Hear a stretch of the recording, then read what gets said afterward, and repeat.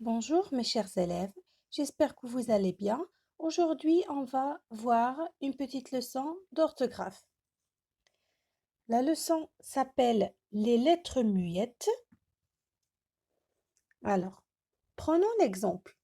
Un homme, un rhume, un loup gris, un outil, un point, un hibou, Mathéo. Alors, tous ces mots ont un point en commun. Qu'est-ce qu'ils ont en commun? Les mots que j'ai lus. Regardez bien, lisez bien les mots et dites-moi qu'est-ce que vous remarquez. Un homme, un rhume, un loup gris, un outil, un point, un hibou, Mathéo.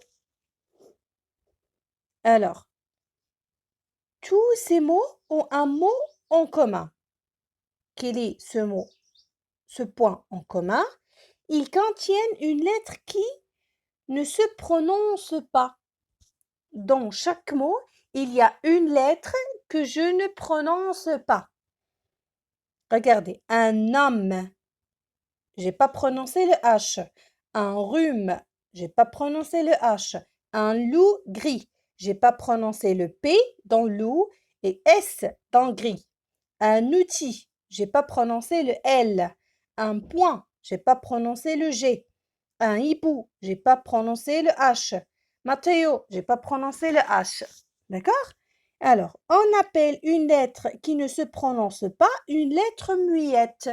Une lettre muette, ça veut dire une lettre que j'écris mais que je ne prononce pas. On peut classer ces mots selon la place de la lettre dans le mot.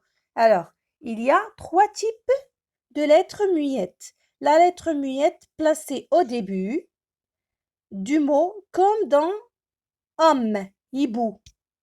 Alors, la lettre muette peut être au début du mot comme homme, un homme, ou bien au milieu comme rhume, Mathéo, et à la fin comme loup, gris, point.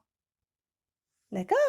Alors, les mots muettes, pardon, les lettres muettes sont des lettres que j'écris et je ne prononce pas. Ils peuvent être placés au début, au milieu ou bien à la fin du mot. Et la plupart du temps, on trouve des H, des S, des P, des E, d'accord? Et on peut les trouver placés au début, au milieu ou bien à la fin de la phrase, du mot, pardon.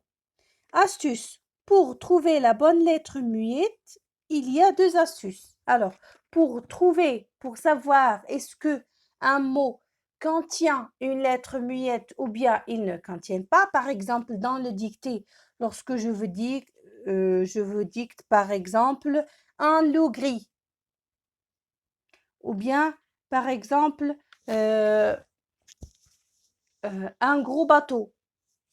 D'accord? Alors, vous entendez gros, mais vous ne connaissez pas comment il faut que j'écris gros. Alors, est-ce qu'il a quelque chose à la fin? Est-ce qu'il a une lettre muette à la fin ou non? Comment ça s'écrit? Alors, pour savoir, qu'est-ce que je fais?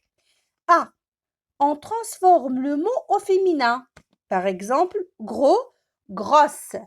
Gros, grosse. Alors, lorsque je transforme l'adjectif gros au féminin, ça donne grosse.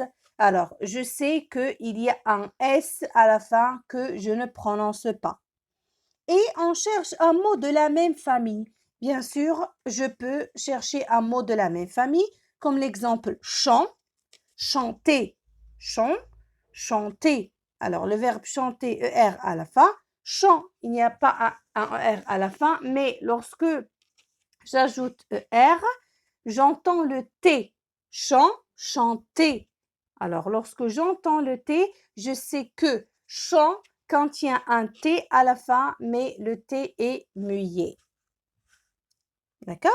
Alors, j'espère que vous avez bien compris. Si vous avez des questions ou bien si vous n'avez pas bien compris quelque chose, n'hésitez pas de me demander sur mon numéro privé. Et bien sûr, pour s'appliquer, je vous ai donné l'exercice numéro 1, la page 139 sur votre manuel. Faites l'exercice et envoyez-le sur mon numéro privé. Et bien sûr, si vous avez des questions ou bien si vous n'avez pas bien compris, demandez-moi, posez des questions. N'hésitez pas, ne soyez pas timide. Je suis là pour vous aider. À très bientôt.